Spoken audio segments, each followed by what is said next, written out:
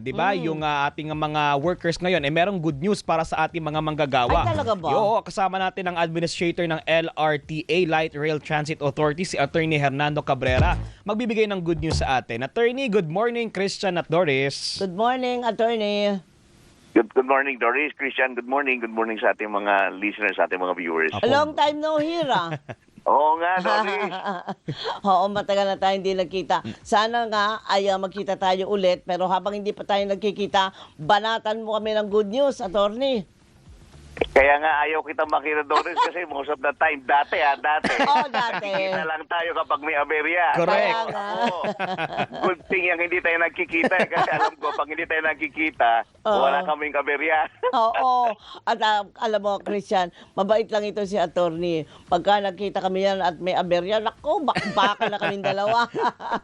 So ngayon, wala nang aberya. Yes. At may good Tama news yun, pa. Doris. At good news. Good news. tayo. Opo. Oo. Yun nga, meron tayong libreng sakay para sa ating mga manggagawa. Yun. Ngayong araw, Labor Day. Kaya lang, Doris, we have to understand sana na syempre gipiting kami sa finances namin kasi ang dami na naming libreng sakay. Tapos ito yung 50% discount Oo. na binibigay natin araw-araw sa lahat. So kaya, itong libreng sakay natin for today is sa peak hour lang. 7 to 9 in the morning and then 5 to 7 in the afternoon.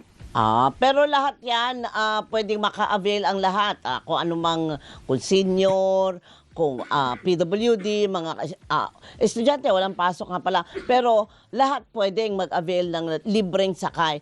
Meron nga lang oras. Yes, Doris, meron nga lang oras. Pero lahat na kasi ang thinking namin, like for example nga, parang bata or estudyante, kung lumakad man today, sumakay, ang tatay niya, laborer, di ba? Manggagawa din yan. Correct. Empleyado ang tatay niya. Tama. So, okay na sa amin yon. At least we are celebrating naman yung araw ng mga manggagawa natin, which basically lahat tayo yan kasi kahit yung mga bata nga, nakadepende din sa mga manggagawa ng mga parents. Kaya, yun nga, na minabuti namin na lahat na namin. Opo, sa libreng sakay po natin sa LRT2 ngayong Labor Day. Attorney, meron bang kailangan i-present yung mga pasahero pong sasakay? Wala na rin kasi para hindi na humaba yung pila at napakainit din kasi nung panahon, ano? Kaya Oo nga. hindi naman naka-aircon yung ating mga stasyon. Kaya iginaw na namin yan. Yun nga lang, ang kapalit nga lang as nilimit na lang namin siya sa peak hour. Yun nga, Opo. 7 to 9 in the morning and then 5 to 7 in the afternoon. Sa bagay kasi kahit ng ibang mga holiday naman na nag-aalok ng libreng sakay ang mga trains natin kapag yung mga peak hours yung kung kailan karamihan talagang mga Correct. pasaherong sumasakay Kailangan. para sulit din. Oo. Mm-mm. Attorney? Yes, Doris. Kaya ganun yung ginawa namin. Opo. Para ito, ma-celebrate natin, mabigyan natin ng konting celebration on our part, yung contribution namin, itong libreng sakay. Opo. Oo. Pero Pero sige, go on. bukod dito sa libreng sakay natin, attorney, kasi one day lang naman to, tuwing Labor Correct. Day lang ito, Oo. no? Meron pa po bang ibang mga programs na binibigay as incentive ang LRTA sa mga pasahero, lalo na po na medyo mataas ang mga bilihin ngayon eh. May mga Oo, adjustment pa kayong kaya ginawa? nga. Yes, unang-una, yung pinag-utos ni Pangulong Bongbong Marcos, yung 50% discount magmula nung nag-start itong crisis natin, ano? So, yung dati na yung 50% discount natin na ibinibigay natin sa estudyante, senior citizen, at saka PWDs, ibinigay na natin sa lahat na ng Opo. pasahero natin. Oo. Kaya everyone now na pasahero, enjoying na sila ng 50% discount. Magdadalawang buwan na naming ginagawa ito. And then, beginning Monday, itong nakaraang Monday, minabuti namin na ayusin. Meron kami kasing vacanting space sa may Santolan Station. Okay. So, nagbibigay na kami ng libreng parking doon. So, kapag pasahero ka, or kung hindi ka man pasahero at doon ka naman sa lugar na yon at ang babaybayan mo is yung alignment ng Line 2, pwede ka nang mag-park doon sa may Santolan Station. Libre ang parking doon. Okay. Buong araw yun. Bawal nga lang overnight. And then yan, mag-trend ka lang.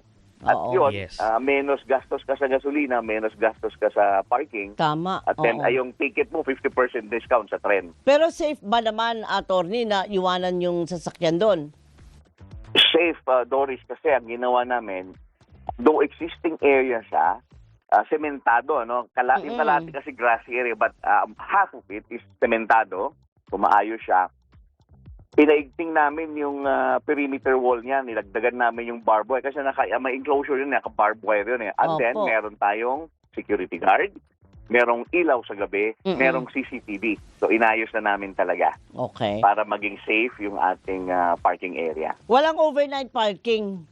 Walang overnight parking, Doris, kasi ayaw naming maabuso kasi Oo nga. siyempre pagdating na ng kwan, babantayan pa namin. Added cost sa amin yun eh. Added cost sa amin pagka dadagdag kami pa ng security personnel. Kaya ito, ginawa namin ito with very limited resources. Kung ano lang yung meron, yun na lang yung ginawa natin. Kaya iniiwasan namin gumastos pa further kasi nga kami mismo ipit na rin sa finances namin dahil ang laking kawalan sa amin yung lost revenue namin because of the Opo. 50% discount. Opo. Matanong ko na rin, attorney, kumusta naman yung mga facilities natin per station? Kasi Ayan, I think there oo. was a time na medyo may nag-raise ng concern doon sa mga, yung ticket vending machines na Yan. hindi po ata gumagana or Oo. mabagal. Oo. Pati po yung mga beep card na hindi nababasa sa mga turnstiles natin. May naging solusyon na po ba doon? Yes, maayos na yan yung sa amin.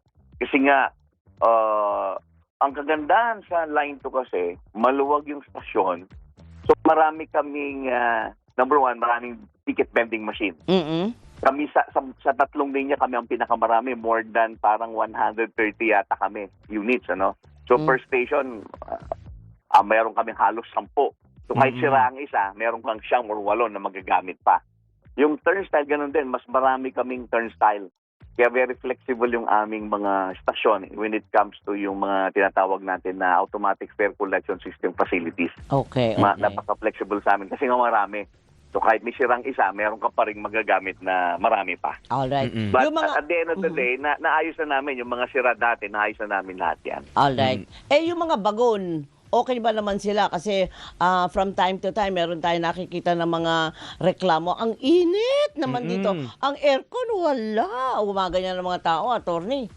Well, naayos na rin natin yan, Doris. Ano, unang-una, sabi ko kanina, number one, of course, na ginawa namin, paramihin yung bagon. Nung nag-start ako, nung na-appoint ako na administrator way back in 2022, ang trend na lang ng Line 2 is 6-7. So, ganun lang konti nung 2022 when I assumed office as administrator. Pero within that year, or the following year, na isampa na namin ng 9 hanggang 10. So hanggang ngayon, 10 na yung train set na ginagamit sa Line 2. Unfortunately, Doris, Christian, sagad na kami dun sa 10 kasi yung 8 na address. Kasi 18 lahat yan eh. When Line 2 started, 18 lahat yung train set na yan eh. Unfortunately, through the years, talagang nasira na yung Pero iba. magpo-procure ba kayo ng mga panibagong train sets, attorney? May ganun bang usapan? Magpo-procure tayo. Nangingi lang kami ng budget. At DOTR naman, tinutulungan kami dyan. Tinutulungan kami maghanap ng budget para makaprocure tayo. Kaya yun ang problema minsan, well, malimit, Doris, Christian, yung ikot ng ating mga tendel, sa 10 na lang yan, matagal yung ating waiting time. Umaabot tayo, minsan worse, mga 12 to 14 minutes yung paghihintay pag nandun ka na sa station. Kasi nga, sa 10 na talaga yung train set namin. Oo. So hindi pa rin natin po pwedeng yung ating ambisyon na kapag sinabi na parating na ang tren in 10 minutes, sakto na darating siya. 10 minutes talaga. Oo, yung parang sa ibang bansa na pag sinabi ayan na On time. On time. Hindi kakayanin, Doris, kasi kulang talaga tayo ng tren. Actually, ang ideal, ang standard is dapat hindi lumagpas ng 3 minutes. Kaya lang, kung kulang naman yung train mo, hindi mo talaga ma-achieve yan, Doris. Kaya talagang ang solusyon is bumili ng bagong train set. Gustong ko sumasakay ng ng LRT nga lang ng malaking pondo. Pondo talaga ang problema. Gusto ko sumasakay ng LRT 2 kasi maluwag yung bagon niya. Maluwag. Compared sa LRT 1 tsaka sa MRT 3. Maluwag talaga siya. Ako ba hindi pa ulit nakasakay? Kaya nga kasi matagal akong hindi nakasakay dyan. Last na nakasakay ako dyan, nag-away yata kami ni attorney. Wag. Naghabulan kami doon sa mga bagon. Ngayon kapag sumakay kayo ni attorney, magkwentuhan na lang kayo sa mga ruta ninyo. O, pero mabait sa akin ito. Talagang ang laki ng pasensya sa akin. Apo, attorney, maraming salamat po sa good news. Doris, Christian, Apo. nandito na rin lang tayo. Kayo mauuna, sa inyo ko unang iyan. Sige po. Kasi may naka-schedule kaming announcement today. Mm. So nagkataon, kayo nang nauna. ito, nabanggit niyo yung init ng panahon. So, Correct. napansin namin kasi na ito nga, nung biglang uminit na yung panahon, may mga senior citizen tayo, may mga iba tayong pasahero na hirap din sa init. Kasi karamihan dyan sa ating mga pasahero, hindi naman nakatira yan mismo sa tapat ng stasyon eh. Tama. So, meron dyan, maglalakad ng 2-3 kanto bago makarating doon sa stasyon. No? Mm-mm. So, may nabuti namin na may mga existing rooms kasi kami sa lahat ng stasyon Okay. na pwede naming i-convert into a parang pahingaan, ano? Lalo na yung mga Parang lounge. nainitan masyado, parang lounge. Hindi, Oh. pero ayaw naming tawaging lounge kasi ayaw naming gawing tambayan. Eh. Okay. More of a relief station. Oo. More of a relief station dahil sa init. So, beginning Monday, magbubukas kami ng isang room para doon sa ating mga senior citizens, Sa mga seniors sa lang mga po. PWD, PWD. na Oh, okay. aircon yung room na yun, pwede silang sumaglit doon, magpahinga ng konti bago ituloy yung biyahe nila. Alright. Pwede. At Pati least mga Kasi buntis. beginning Monday. So, i-announce namin today, Doris. Oo. Siguro within the day, kakalat na namin yung press release about this one. And then, ang start ng implementation nito beginning this coming Monday. Alright, Ay, salamat very po, Attorney. good. Thank you po sa Thank good you, news thank na you. yan. Good news Maraming talaga yan. salamat Thank po. you. Si Attorney Hernando Cabrera, ang Administrator ng Light Rail